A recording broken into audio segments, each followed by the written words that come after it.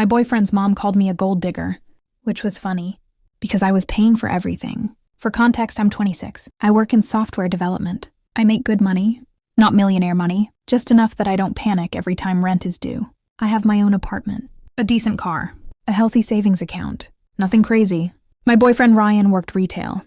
And before anyone starts, no, I never cared about that. When we started dating, he was sweet, funny, easy to be around. For 3 years, I genuinely thought he was the guy I'd marry. Then I met his mother. Ryan warned me beforehand. She's a little intense. That was the understatement of the century. The first time I met her, she looked me up and down and said, "So how much do you make?" I laughed because I thought it was a joke. She wasn't joking. After that, every family gathering felt like an interrogation. How much was my rent? How much was my car worth? How much did I make per year? And somehow every conversation ended the same way. According to her, I was lucky. Apparently years of studying and overtime counted as luck. At first, Ryan defended me. Whenever his mom got rude, he'd shut it down. But over time, that started changing. The more his family talked about money, the quieter Ryan became. Then the favors started. His sister needed help paying rent. His cousin needed money for car repairs. His aunt wanted me to buy her son a laptop. Every request came with a guilt trip attached. Family helps family. You're fortunate. You wouldn't even miss the money. And every time I politely said no, I became the bad guy. Suddenly I was selfish, cheap, materialistic, which is hilarious coming from people asking for my money. Then came the family vacation. One Sunday dinner, Ryan's mom stood up dramatically and announced, "We're all going to Hawaii this summer." Everyone cheered. I smiled and kept eating. Then Ryan's mom looked directly at me and said, "You'll cover the hotel, right?" The entire table went silent. I laughed, because obviously that was a joke. Nobody asked someone to pay for 9 people's vacation. Except she wasn't laughing, and neither was anyone else. I looked around the table. Every single person was staring at me, waiting, expecting. Then I noticed something worse. Ryan wouldn't look at me.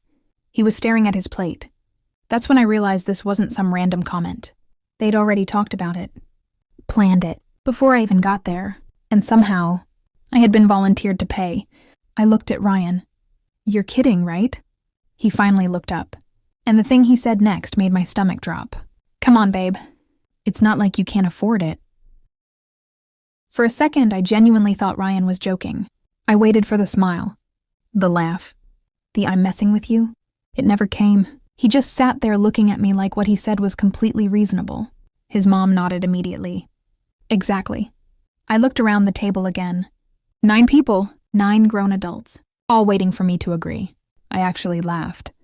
Not because it was funny, because the alternative was losing my mind. "You can't be serious." Ryan's sister rolled her eyes.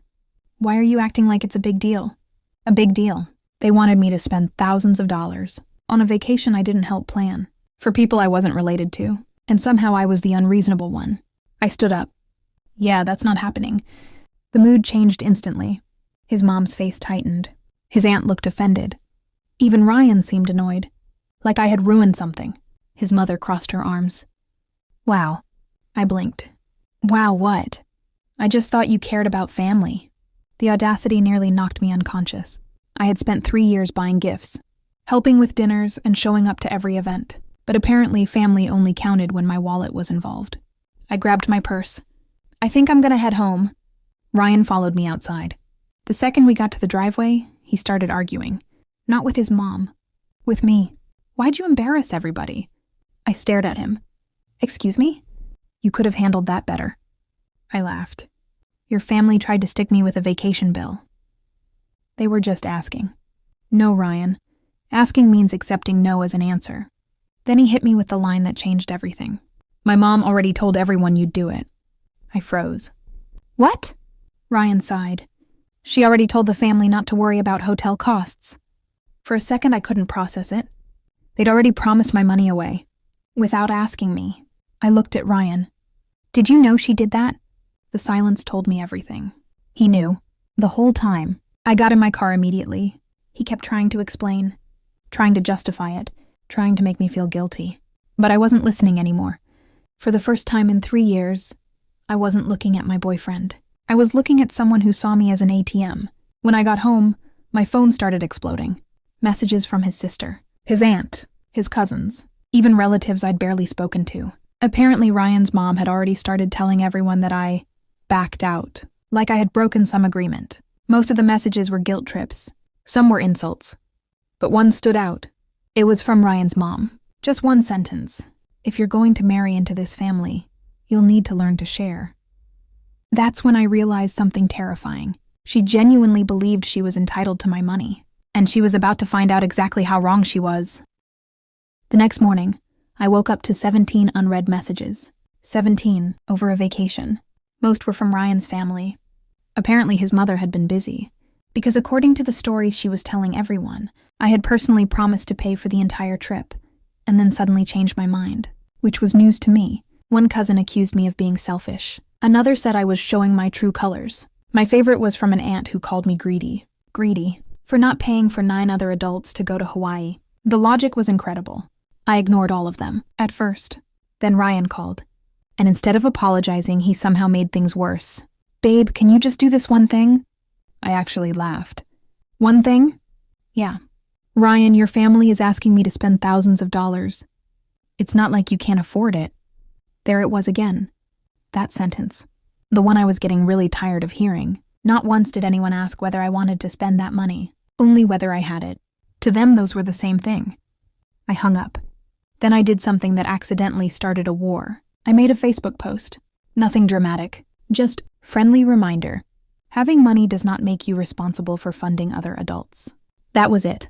No names, no details. Within an hour, Ryan's mother called me, screaming. Apparently half the family saw the post. Apparently everyone knew exactly who it was about, which honestly says more about them than me. "You embarrassed us." I almost choked. "You embarrassed yourselves." Then she said something I'll never forget. "You owe this family." I genuinely thought I misheard her. "I owe you?" "Yes." I laughed. Because at that moment I realized what was happening. This wasn't about the vacation. The vacation was just the latest test. If I paid for this, there would be another request. Then another. Because once people think they're entitled to your money, they never stop. That evening, Ryan came over to my apartment. We sat on opposite ends of the couch. Then he dropped the bombshell. "Mom already paid the deposit." I frowned. "What?" She put it on her credit card. I stared at him. "And?" Ryan rubbed his face. "She expected you to reimburse her." My jaw literally dropped. She had booked the hotel, without my permission, using her own card, and somehow decided that created a debt I was responsible for. Then Ryan said the sentence that finally killed the relationship. "Can you just pay her back so everyone can move on?" I looked at him. Really looked at him. And suddenly I realized something. His mother wasn't the biggest problem. Ryan was. Because every insane thing she did only worked because he let her. And for the first time in 3 years, I started planning my exit. I didn't break up with Ryan that night. I know, I should have. But after 3 years together, I wanted to believe he'd eventually realize how insane this situation was. Instead, he doubled down. The next morning, I woke up to a text. "Did you think about what I said?" Not, "Are you okay?" Not sorry about my family. Just the money. Then his mother sent another payment request. Same amount, $87.42 The note said, "Family Vacation Fund." I declined it immediately. 5 minutes later, Ryan called, angry. "Why did you reject it?" I nearly laughed. "Ryan, are you serious?" "It's already booked." "Not my problem. You know my mom can't afford that." And there it was.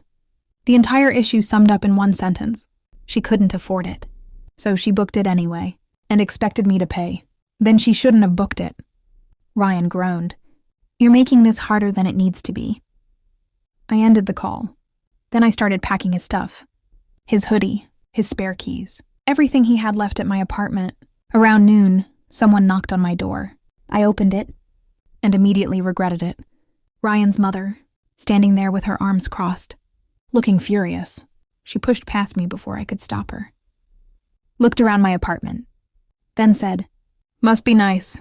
I just stared at her. She pointed at my furniture, my TV, my office setup. "This is why people think you're selfish." I actually laughed. At this point, it was the only sane response. She spent the next few minutes explaining why I should help the family, how they deserved a vacation, how I was fortunate. Then she made a mistake. She said, "After everything we've done for you." I blinked. "What exactly have you done for me?" Silence. Complete silence. Because there wasn't an answer. Not one. That's when I walked to the door and opened it. You need to leave.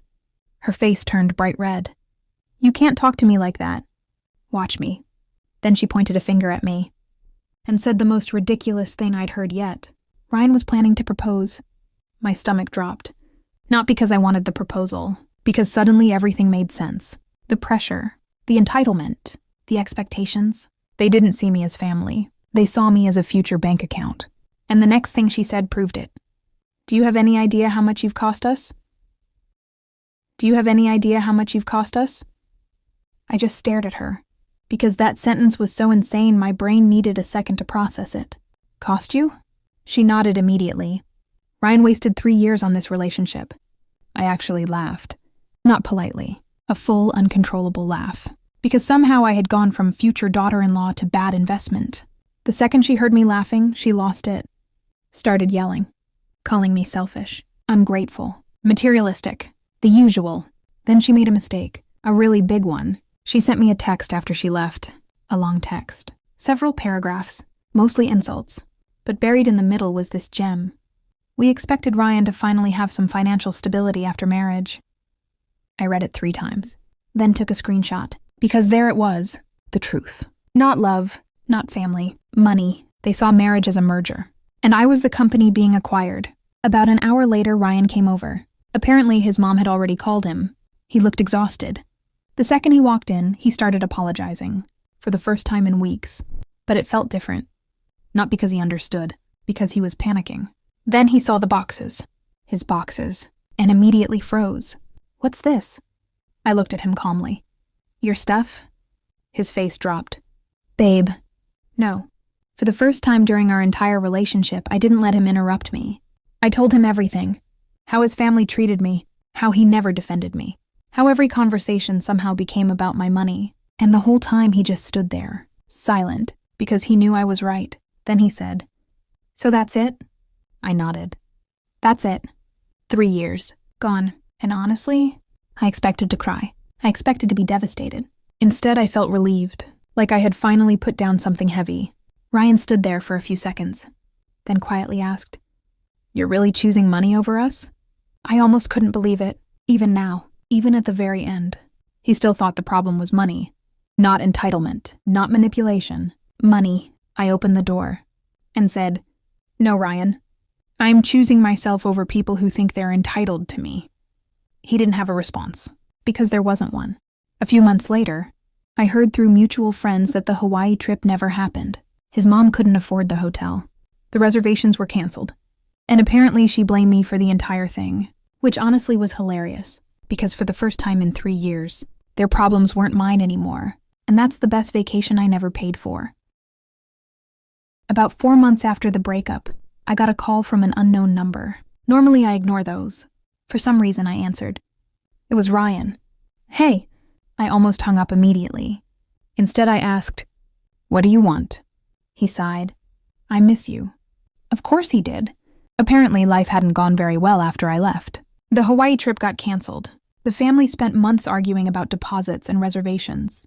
And according to mutual friends, his mom blamed everyone except herself. Ryan started talking about how much he'd changed, how he understood everything now, how he should have defended me. Then he said something that made me laugh. My mom misses you too. I nearly choked. Your mom misses me? Yeah.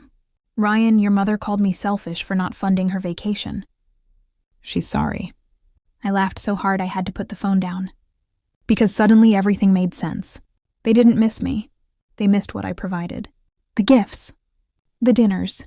The financial safety net. Then Ryan accidentally proved my point. He started complaining about money. How expensive everything had become. How stressful it was helping his family. And there it was. The real reason for the call. Not love. Money. Again. After all this time. So I asked him one question. If I worked retail and you made 6 figures, would your family have treated me the same way? Silence. Long silence. Finally he said, That's not fair.